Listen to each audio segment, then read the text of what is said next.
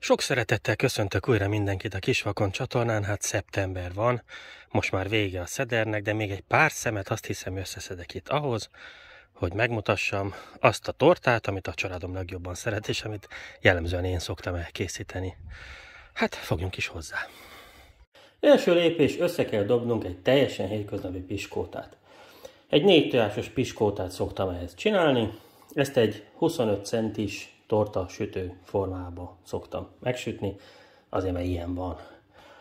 Azért 4 tojásos és nem 6 vagy 3, mert akkor lesz jó a vastagsága szerintem, hogyha 4 tojásból készítjük.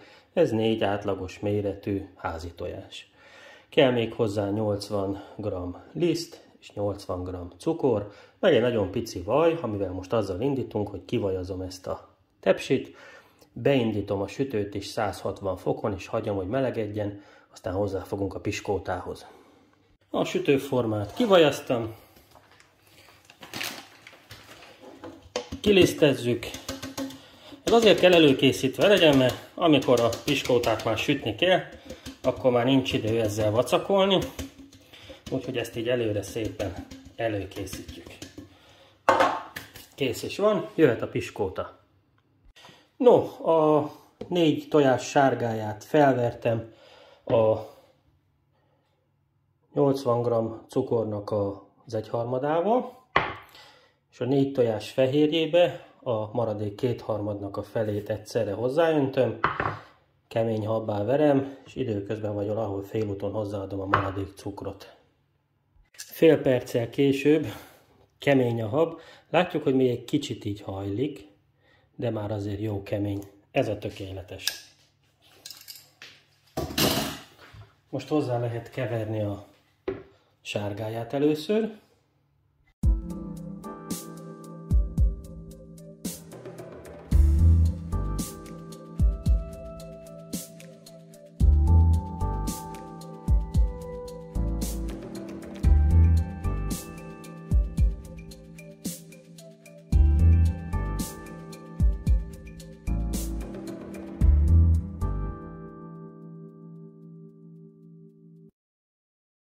És ha ez megvan, akkor jöhet a liszt.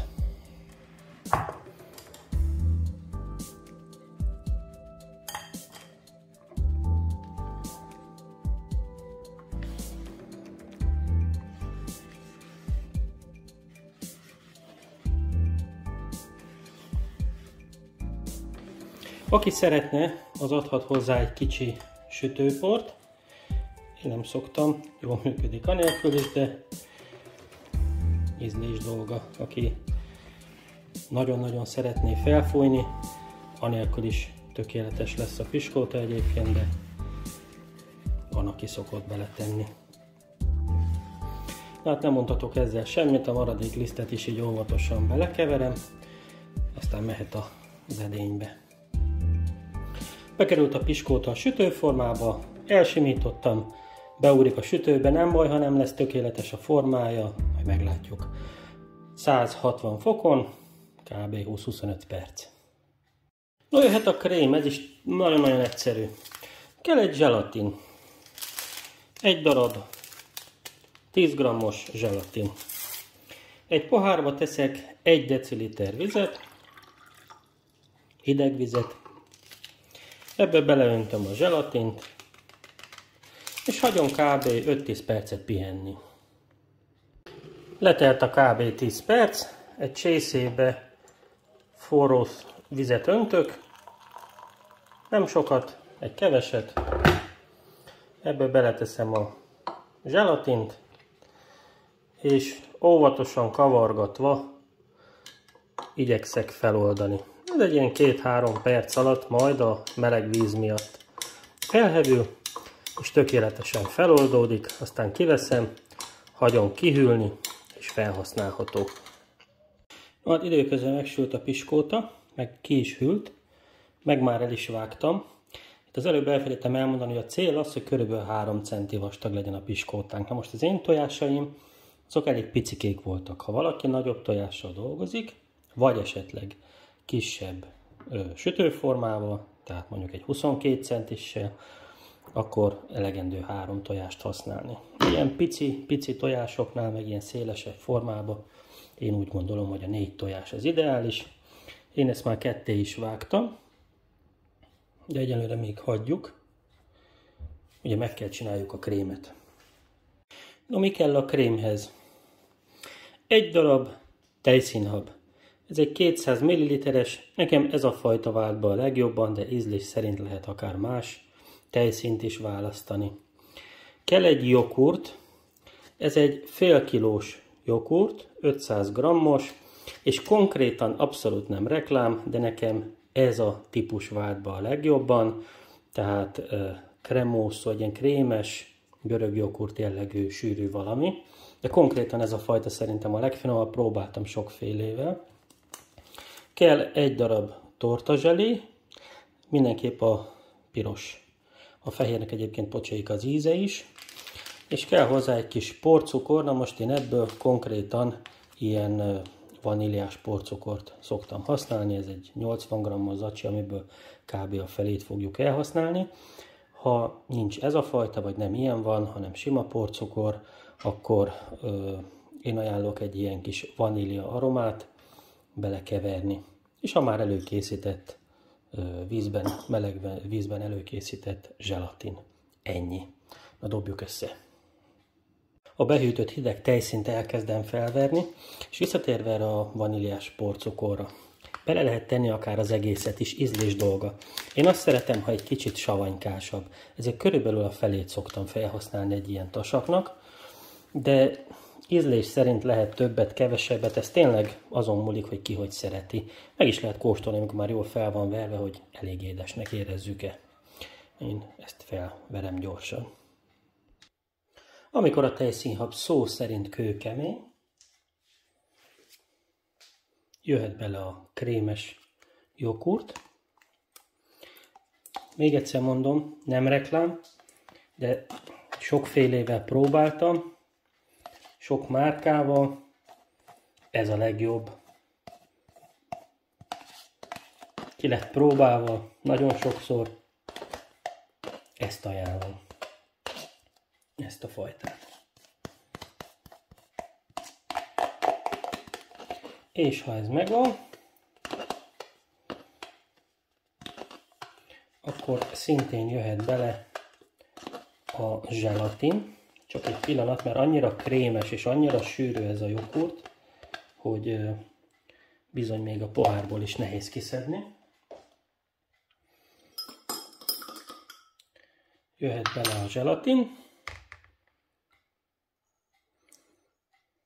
És most egyes fokozaton összekeverjük.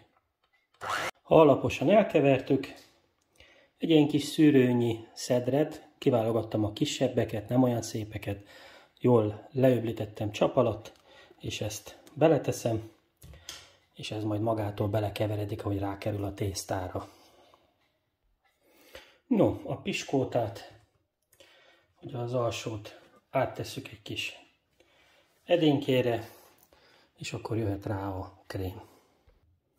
Krémnek a 80%-át ráhalmozom az alsó piskótára, erre ugye ráteszem a felső lapot, majd a közepét nyomkodva, amint türemkedik ki a krém, haladok egy kenő lappal, és húzom visszafele, tehát lényegében megpróbálom teljesen egyenesre nyomkodni. Ha elértük, hogy nagyjából vízszintes a tortánk teteje, és ugye a krém mindenütt egyenletesen van benne, akkor a maradék krém segítségével nagyon-nagyon vékonyan, 1-2 mm vékonyan az egészet bekenjük tetejét, alját. Lehet ezt díszíteni ilyen kinyomóval is, de hát én a család részére nem szoktam, most nézzék el nekem, én csak simán bekenem.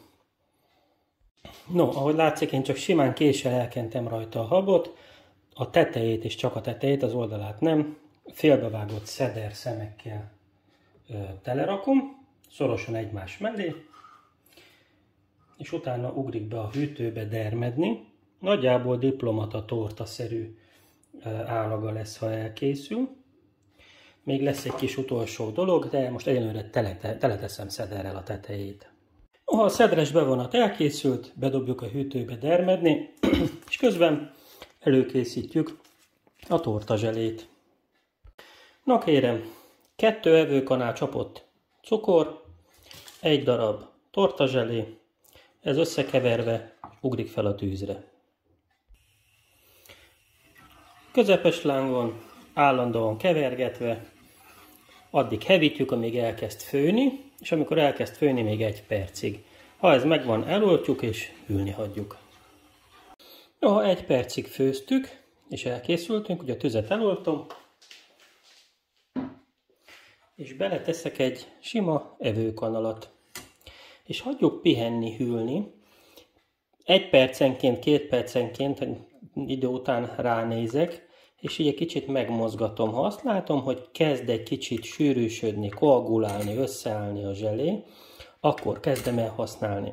Nem az a cél, hogy egy tökéletes bevonatot képezzünk a sütin, hanem az a cél, hogy egy ilyen lecsorgós, rusztikus valami legyen rajta, ezért az kell hozzá, hogy egy kicsit azért elkezdjen dermedni ez a dolog. Aki meg be akarná egyenletesen vonni, akkor ugye egy keretet kell neki építeni és teleönteni, de szerintem így szebb. Majd mindjárt megmutatom. No, kivettem a hűtőből a sütit. A cucc is kezd hűlni, és most már egy kicsit elkezdett sűrűbb lenni. Tehát másképp csepeg. Ilyenkor már felhasználható, főleg ha előtte egy kicsit megdermesztettük, meghűtöttük a sütit. És akkor elkezdem kanállal apránként így a tetejére rátenni. Most arra törekedni fogok, hogy itt-ott lecsorogjon. Mert egyszerűen jól néz ki, ha lecsorog. És ne aggódjunk, hogy emiatt a kis valami, amin a süti van, hogy az is olyan lesz, ugyanis egyetlen mozdulattal ezt a zselatint, ezt lesz majd róla szedni. Abszolút nem fog zavaró lenni, de majd megmutatom ezt is esetleg. Hogyha egy kicsit lecsorog, nagyon kényelmesen, könnyen fel lehet onnan szedni. Viszont nagyon jól néz ki a csorgás majd az oldalán.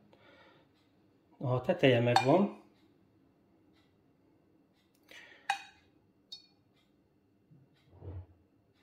akkor még egy picit várok, hogy egészen nyúlós kezdjen ez lenni, és akkor fogom igazából főleg az oldalára kijuttatni. Jó, most már tényleg elkezd így nyúlni, összeérni.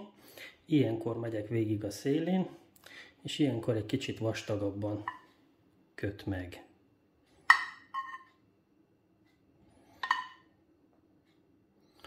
Egyszerűen azért, mert olyan kis rusztikus képet ad neki, hogyha így végig csorog az oldalán az anyag.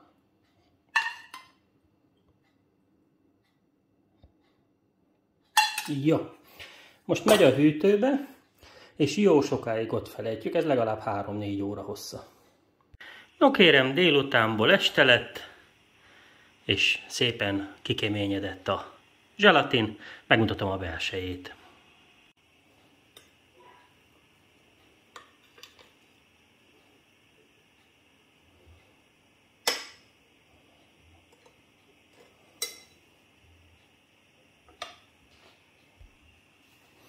Na, egy habkönnyű torta, így néz ki, pofon egyszerű elkészíteni, nagyon-nagyon hajaz a diplomat a tortára, nagyon finom.